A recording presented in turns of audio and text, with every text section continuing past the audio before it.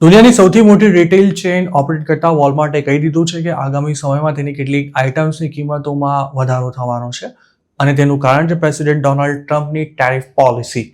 વોલમાર્ટનું કહ્યું છે કે ટેરિફ એટલો બધો વધારે છે કે તેનાથી કંપનીની કોસ્ટ વધી ગઈ છે અને તેથી ભાવ વધારો કરવા સિવાય હવે તેની પાસે કોઈ ઓપ્શન નથી રહ્યો. વોલમાર્ટના સીઈઓ ડગ મેકમિલને ગુરુવારે અર્નિંગ કોલમાં જણાવ્યું હતું કે વોલમાર્ટ કિંમતો ઓછી રાખવાનો શક્ય તેટલો પ્રયાસ કરશે, પરંતુ ટેરિફનો બોજ એટલો વધારે છે કે કંપની એક હદથી વધુ કિંમતો ઓછી રાખી શકે તેમ નથી.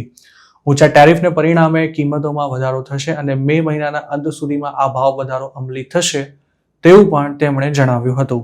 ડોનાલ્ડ ટ્રમ્પે ગયા મહિને ચીન પર 145% ટેરિફ લગાવ્યો હતો અને તેના જવાબમાં ચીને પણ અમેરિકા પર 125% ટેરિફ ઝીંક્યો હતો. જોકે હાલમાં ચીન પરના ટેરિફ અંગે ટ્રમ્પ ઢીલા પડ્યા છે અને બંને દેશોના અધિકારીઓ વચ્ચે તેમાં ઘટાડો કરવા અને ટ્રેડ ડીલ અંગે વાટાઘાટો ચાલી રહી છે. જોકે તેમ છતાંય અમેરિકા હજુ પણ ચાઇનીઝ માલ સામાન પર 30% ટેરિફ વસૂલી રહ્યું છે. વોલમાર્ટ મોટાભાગની આઇટમ્સ ચાઇનાથી જ ઇમ્પોર્ટ કરે છે અને તેના સીઈઓનું કહેવું છે કે ટેરિફને કારણે ઇલેક્ટ્રોનિક્સ અને ટોયઝની કોસ્ટ વધી ગઈ છે. આ ઉપરાંત કોસ્ટારિકા, પેરુ અને કોલંબિયા પર લગાવવામાં આવેલા ટેરિફને કારણે કેટલાક ફૂડની કોસ્ટમાં પણ વધારો થયો છે.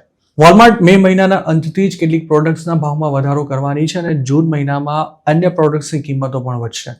અમેરિકામાં ઇમ્પોર્ટ થતી પ્રત્યેક પ્રોડક્ટ પર 10% યુનિવર્સલ ટેરિફ અને ચાઇનીઝ માલ સામાન પર વધારાના ટેક્સને કારણે તમામ રિટેલ કંપનીઓની કોસ્ટમાં વધારો થયો છે, જેથી ઘણી કંપનીઓ કિંમતો વધારીને ટેરિફનો બોજ કસ્ટમર્સ પર નાખી રહી છે.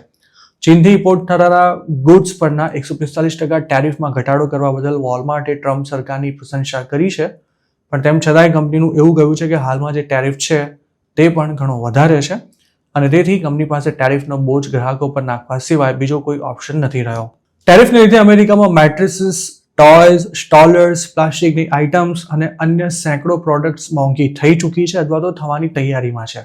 ફેડરલ રિઝર્વે ગયા અઠવાડિયે જ જણાવ્યું હતું કે ટેરિફને કારણે આ વર્ષે કિંમતોમાં 0.3% વધારો થયો છે અને કેટલીક કંપનીઓએ તો તેમની તમામ પ્રોડક્ટ્સની કિંમતોમાં વધારો કરી દીધો છે.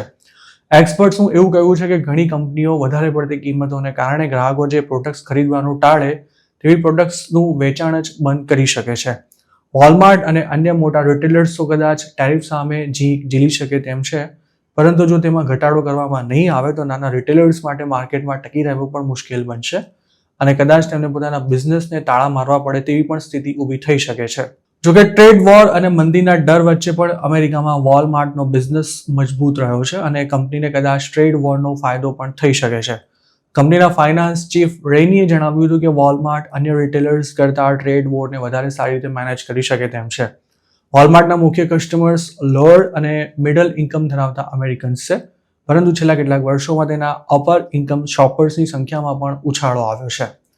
વોલમાર્ટ સ્ટોર્સ દ્વારા મોટાભાગની રેવન્યુ જનરેટ કરે છે, પરંતુ છેલ્લા કેટલાક વર્ષોમાં તેણે પોતાનો બિઝનેસ ઓનલાઈન પણ શિફ્ટ કર્યો છે અને હાલમાં તે તેની હરીફ એમેઝોનને પણ ટક્કર આપી રહી છે.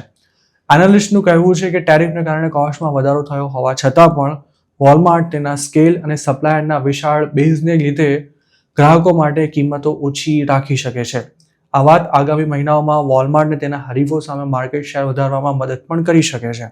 વોલમાર્ટના રિટેલર્સ સાથે ઘણા મજબૂત સંબંધો રહ્યા છે, જેનો તે ફાયદો ઉઠાવી શકે છે અને ગ્રાહકો માટે કિંમતો શક્ય તેટલી ઓછી પણ રાખી શકે છે.